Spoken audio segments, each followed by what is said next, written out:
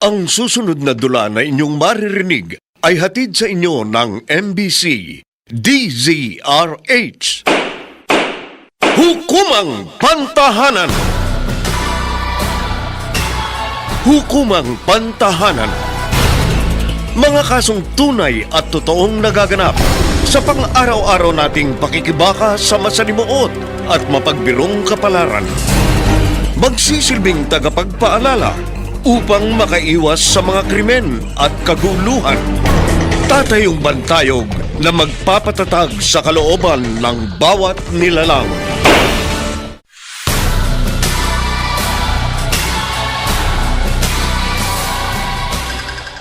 Magandang Sabado ng umaga sa inyong lahat. Ngayong araw, hahatiran namin kayo ng isang naibang dula na inaasahan naming makapagbibigay sa inyo ng impormasyon at kaukulang kaalaman pagdating sa mga nababasa ninyo sa pahayagan, narinig sa radyo at napapanood sa telebisyon. Mga usaping dapat lamang magkaroon ng tamang gabay, katulad ng usaping pwede bang kasuhan ang asawang nangaliwa sa ibang bansa, dito sa Hukumang Pantahanan.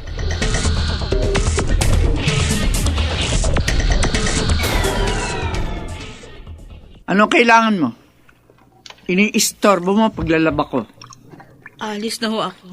Saan ka naman pupunta? Sasama na ako kay Jerome. Ano sabi mo? Nagpakasal na kaming dalawa sa West. Sorry, Ma. Pero kailangan ko nang sumama sa asawa ko. Ganon O di sige, umalis ka. Pero siguruhin mo lang na huwag ka nang babalik dito. Dahil kahit nalubod ka pa at magmakaawa sa akin, hindi na kita tatanggapin. Tinatakwil na kita bilang anak ko. Huwag ka na malungkot, mahal. Siyempre, di ko maiwasang malungkot, Jerome. Sino ba naman ang mag-aakalang magdidesisyon si Mama na itakwil niya ako bilang anak? Huwag mo nang alalahanin yun. Naniniwala naman akong darating ang panahon. Matatanggap din niya tayo. Tsaka wala na rin siya magagawa. Kasal na tayong dalawa. Basta, promise ko sa'yo, gagawin ko ang lahat para magustuhan ako ng mama mo. Hindi ako susuko hanggat hindi ko siya napapaamo, ha? Ilabas mo na kasi yung charms mo. Hindi yung pinatatagal mo pa, ayan tuloy. Siya nga pala. Nagustuhan mo ba ang bahay na tinitirhan natin? Oo naman. Ayos nga ito para sa ating dalawa eh. Total, wala pa naman tayong anak. Di bale. Kapag nakaluwag-luwag na tayo, bibili tayo ng mas malaking bahay. Kaya ngayon pa lang, nagsumikap na ako sa trabaho para ma-promote ako. Para naman malaking perang maipon natin. Ano kaya kung magtrabaho na rin ako? Ano sa palagay mo? Shy, kaya naman kitang buhayin eh. Mas maganda kung ikaw ang mamamahala sa bahay natin. Paano na lang kapag nagkaroon tayo ng anak? Wala pa naman tayong anak. Ayoko napapagod ang asawa ko sa trabaho. Kaya ko to. Okay. Kung talagang ayaw mo kong pagtrabahuin, o di, sige. Siguro, mag-online business na lang ako. Para di naman makatulong ako sa'yo. Maganda yan.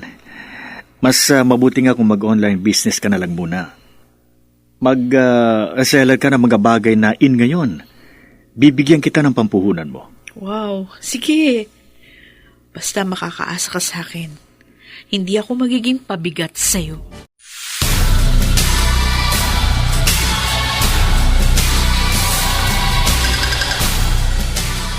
Balikan natin ang dulang Hukumang Pantahanan.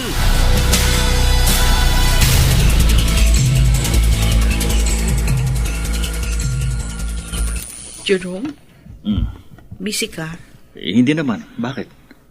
Pwede tayong mag-usap ngayon? Tungkol saan? Gusto ko kasing makatulong sa'yo.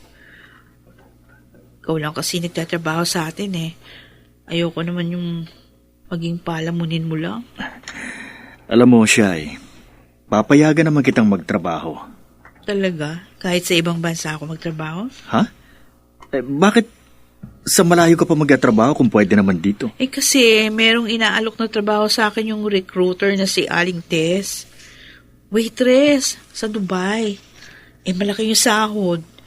Ay, sayang naman yung opportunity kung palalagpasin ko yun. Ang tanong, kaya mo ba? Oo naman, kaya ko. Bakit ano naman akala mo sa akin? Nag-aalala lang ako sa'yo. Lalo na sa kaligtasan mo dun. Ayoko matulad ka sa tita ko na napariwara nung magtrabaho sa Middle East. Iba ang ugali ng mga Arabo. Siguro naman hindi lahat ng Arabo. Malulupit na amo. Sige, bahala ka. Hindi kita pipigilan. Basta siya kapag nandun ka na, huwag mong kalilimutan.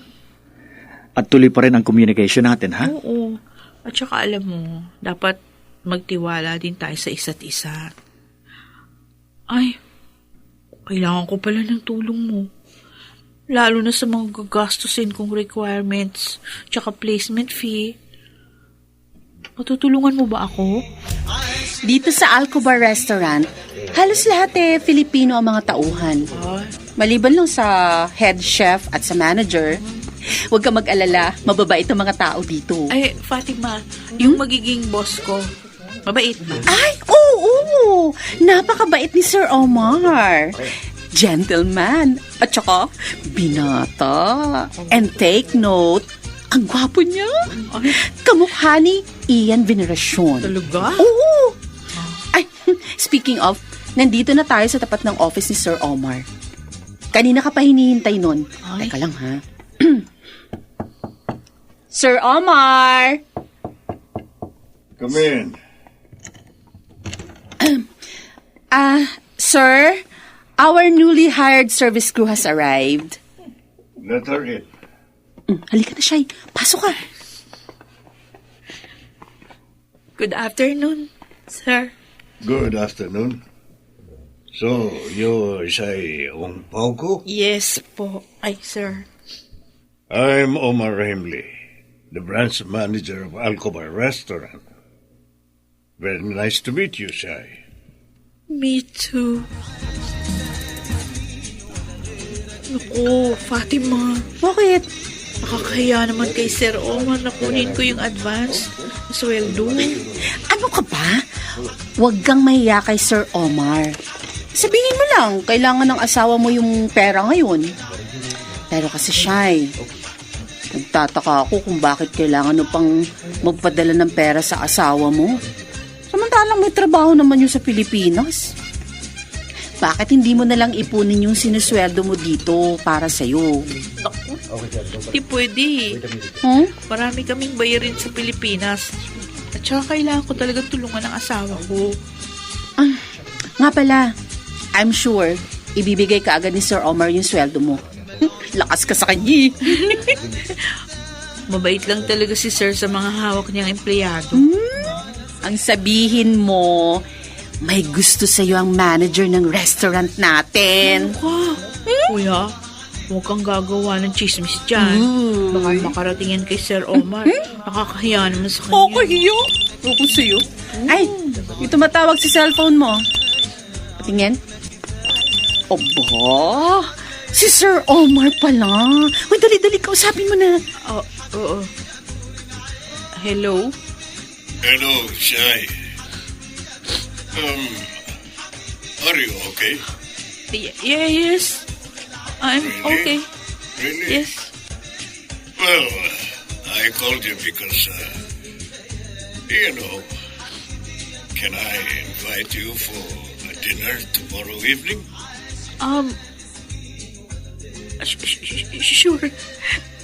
Sure. Shai, thanks for being with me tonight. Actually, I enjoyed every second with you. I enjoyed it too. And I really appreciate all your efforts for making me happy. Thank you, Omar. I'm glad you appreciate it. Oh, by the way, I have something for you. Oh, Here. Take it. what is this? Oh, just open it. I'm sure you will like it. You always surprise me. Okay, I'll open it. Oh my God. Gold necklace? And what are these stones? Diamonds? Yeah, gold necklace with diamonds in it. Oh, Shy, that necklace is so precious. Just like you. oh, That's why I bought it at a nearby store. oh. Do you like it? Yes, I like it. So beautiful. Thank you, Omar. Wait. Let me put it on you. Okay. There you are. Oh, Shy, you're so beautiful with that necklace. I'm totally speechless. It's so beautiful. I really don't know what to say. May I ask, why are you giving this to me? Because I love you. Really? Do you love me? You know what?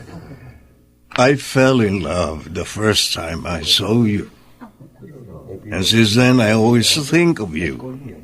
Even though you're already married to another man, I still can't forget you, Shy. There's something about you I can't let go, and will never let go. God knows how much I love you. Omar. Please, accept me as your boyfriend. Oh. I promise I will love you with all my heart, and I will not make you cry or never do things that you don't like. Actually, I'm ready to marry you and to settle down with you. Please, accept me as your lover. Yes. Omar.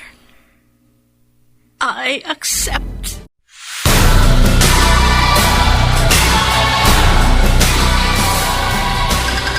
Mga kaibigan, narito si Attorney Rina Seco upang magbigay ng karagdagang kaalaman tungkol sa usaping pwede bang kasuhan ang asawang nangaliwa sa ibang bansa. Ang pakikipagtalik po ng isang babaeng may asawa sa ibang lalaki ay krimen na tinatawag na adultery. Ayon po sa Article 333 ng Revised Penal Code, ito ay may parusang presyon koreksyonal in its medium and maximum periods katumbas ng 2 years, 4 months and 1 day hanggang 6 years na pagkakulong. Gayunman, sa Article 2 ng Revised Penal Code ay may tinatawag po tayong Principle of Territoriality. And based on that principle, penal laws of the country have force and effect only within its territory. Ang mga batas daw po ng Pilipinas na nagpaparusa sa mga krimen ay may pwersa at epekto lamang sa teritoryong nasasakop ng Pilipinas. Ibig pong sabihin, ang mga krimen na nangyari abroad, kahit pa Filipino citizen ang may kagagawa nito, ay generally hindi maaring usikin dito sa Pilipinas dahil wala pong jurisdiction o saklaw ang Philippine courts. And applying that to our case, abay malabo pong mapanagot ni Jerome si Shy sa pangangaliwa nito kahit pa malinaw ang kanyang ebidensya dahil nga nabuntis na si Shy ng ibang lalaki. Pero, this is only true kung ang nangaliwa abroad ay ang babae o kahit pa ang lalaki kung ang ikakaso po ay concubinage. Iba pong usapin kapag ang kaso ay paglabag sa RA 9262 o violence against women and their children.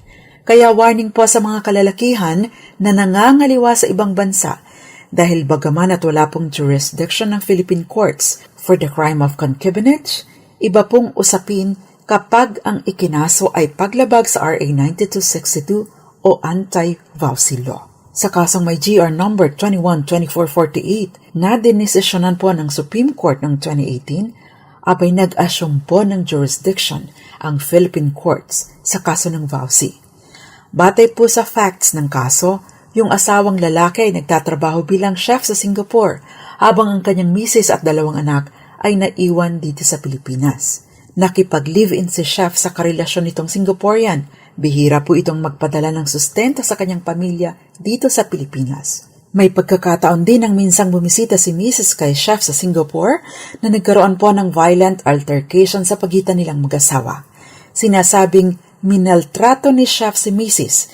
at ang kanilang 2 anak, bukod pa sa sexual at physical violence nito kay Mrs. sa loob ng isang hotel sa Singapore. Dahil sa mga pangyayaring ito, inihabla po ni Mrs. ang kanyang mister dito sa Pilipinas kahit pa ang pangangaliwa, maging ang physical at sexual abuses ay nangyari sa ibang bansa. Ipiniliwanag po ng Supreme Court na batay sa Section 7 ng Anti-Vowsy Law, ang kaso ay maaring ma-file kung saan ang isa o higit pang elemento ng vowsy ay nangyari. Ayon po sa Supreme Court, ang ginawa ni Chef, yung asawang lalaki, ay uri po ng psychological violence. At kahit pa nasa ibang bansa si Mister habang ginagawa ito, ang mental o emotional anguish o yung pagdurusa na elemento din ng krimen, bagaman at maaring nag-umpisang naranasan sa Singapore, ay nagpatuloy na maramdaman ng biktima dahil hindi naman ito nawala sa pagbabalik ng pamilya ni Chef sa Pilipinas. Ang sama ng loob at pagdurusa ay personal, kaya dala-dala ito ni Mrs. hanggang sa pag-uwi sa bansa.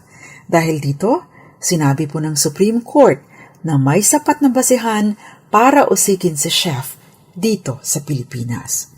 Kaya paalala po sa mga lalaking kaliweta dyan, bagaman at nasa ibang bansa, ay wala pong lusot sa pananagutan dahil pagbalik sa Pilipinas, baka kulungan na po ang inyong kahantungan.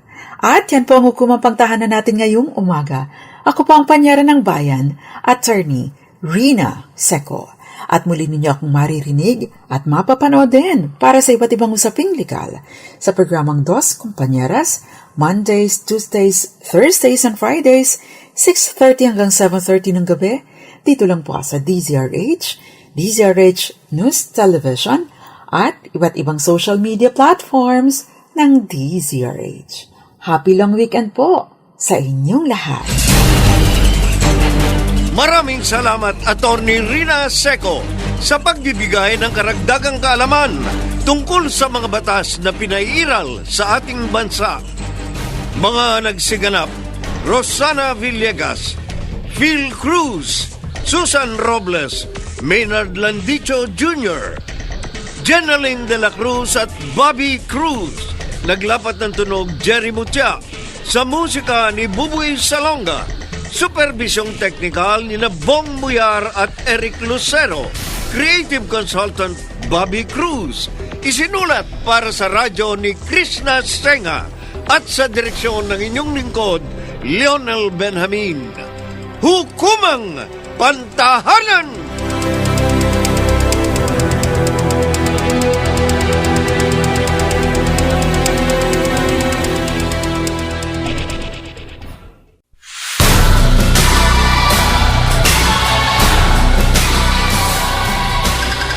Mga kaibigan, narito si Attorney Rina Seco upang magbigay ng karagdagang kaalaman tungkol sa usaping pwede bang kasuhan ang asawang nangaliwa sa ibang bansa. Ang pakikipagtalik po ng isang babaeng may asawa sa ibang lalaki ay krimen na tinatawag na adultery. Ayon po sa Article 333 ng Revised Penal Code, ito ay may parusang presyon koreksyonal in its medium and maximum periods katumbas ng 2 years, 4 months and 1 day hanggang 6 years na pagkakulong. Gayunman, sa Article 2 ng Revised Penal Code ay may tinatawag po tayong Principle of Territoriality. And based on that principle, penal laws of the country have force and effect only within its territory. Ang mga batas daw po ng Pilipinas na nagpaparusa sa mga krimen ay may pwersa at epekto lamang sa teritoryong nasasakop ng Pilipinas. Ibig pong sabihin, ang mga krimen na nangyari abroad, kahit pa Filipino citizen ang may kagagawa nito, ay generally hindi maaring usikin dito sa Pilipinas dahil wala pong jurisdiction o saklaw ang Philippine courts. And applying that to our case, abay malabo pong mapanagot ni Jerome si Shai sa pangangaliwa nito kahit pa malinaw ang kanyang ebidensya dahil nga nabuntis na si Shai ng ibang lalaki. Pero, this is only true kung ang nangaliwa abroad ay ang babae o kahit pa ang lalaki kung ang ikakaso po ay concubinage. Iba pong usapin kapag ang kaso ay paglabag sa RA 9262 o violence against women and their children. Kaya warning po sa mga kalalakihan na nangangaliwa sa ibang bansa dahil bagaman at wala pong jurisdiction ng Philippine courts for the crime of concubinage, iba pong usapin kapag ang ikinaso ay paglabag sa RA 9262 o anti-vowsy law. Sa kasong may GR number 21-2448 na dinesisyonan po ng Supreme Court noong 2018, abay nag-asyong po ng jurisdiction ang Philippine courts sa kaso ng vowsy. Batay po sa facts ng kaso, yung asawang lalaki ay nagtatrabaho bilang chef sa Singapore habang ang kanyang misis at 2 anak ay naiwan dito sa Pilipinas. Nakipag-live-in si chef sa karelasyon nitong Singaporean. Bihira po itong magpadala ng sustento sa kanyang pamilya dito sa Pilipinas. May pagkakataon din ang minsang bumisita si Mrs. kay chef sa Singapore na nagkaroon po ng violent altercation sa pagitan nilang mag-asawa. Sinasabing minaltrato ni chef si Mrs. at ang kanilang 2 anak, bukod pa sa sexual at physical violence nito kay Mrs. sa loob ng isang hotel sa Singapore. Dahil sa mga pangyayaring ito, inihabla po ni Mrs. ang kanyang mister dito sa Pilipinas kahit pa ang pangangaliwa, maging ang physical at sexual abuses ay nangyari sa ibang bansa. Ipiniliwanag po ng Supreme Court na batay sa Section 7 ng Anti-Vowsy Law, ang kaso ay maaring ma-file kung saan ang isa o higit pang elemento ng vowsy ay nangyari. Ayon po sa Supreme Court, ang ginawa ni chef, yung asawang lalaki, ay uri po ng psychological violence.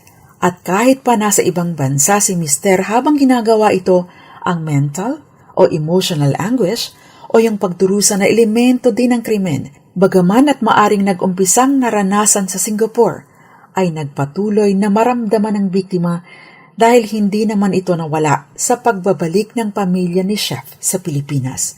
Ang sama ng loob at pagdurusa ay personal, kaya dala-dala ito ni Mrs. hanggang sa pag-uwi sa bansa. Dahil dito, sinabi po ng Supreme Court na may sapat na basehan para usikin si chef dito sa Pilipinas. Kaya paalala po sa mga lalaking kaliweta dyan, bagaman at nasa ibang bansa, ay wala pong lusot sa pananagutan dahil pagbalik sa Pilipinas, aba, baka kulungan na po ang inyong kahantungan. At yan po ang hukumang pangtahanan natin ngayong umaga. Ako po ang panyara ng bayan, Attorney Rina Seco. At muli ninyo akong maririnig at mapapanood din para sa iba't ibang usaping legal sa programang Dos Compañeras, Mondays, Tuesdays, Thursdays, and Fridays, 6:30 hanggang 7:30 ng gabi. Dito lang po sa DZRH, DZRH News Television, at iba't ibang social media platforms ng DZRH.